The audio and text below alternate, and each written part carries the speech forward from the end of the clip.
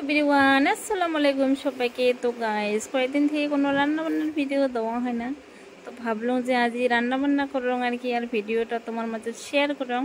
তো এই তো আমার রান্নাবান্না হয়েছে, মানে শুকাতি আর হয়েছে ফটফটি আর কাঁঠালের গুটি দিয়ে ফটফটি, মানে আমি ভাজা করছিলাম পুরো মজা করি।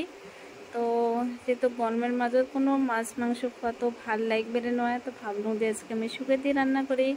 তো তোমার ভাইয়ের স্পেশাল খানা আর কি শুকাতি, তো মোকো খুব ভাল লাগে কারণ তিতে যেটুক লাগে। তো এই খানাটা কাই কাই পছন্দ করেন কমেন্ট বক্সে জানাবেন। আমারটাই তো খুবই খুবই একটা প্রিয় খাবার, সেহেতু এটা খাবার মানে সপ্তাহ মাসত বা 2 মাসে 3 মাসে খাওয়া হয়। খুব সুন্দর একটা খানা, তো সবাই খাবেন, খুব ভালো লাগবে।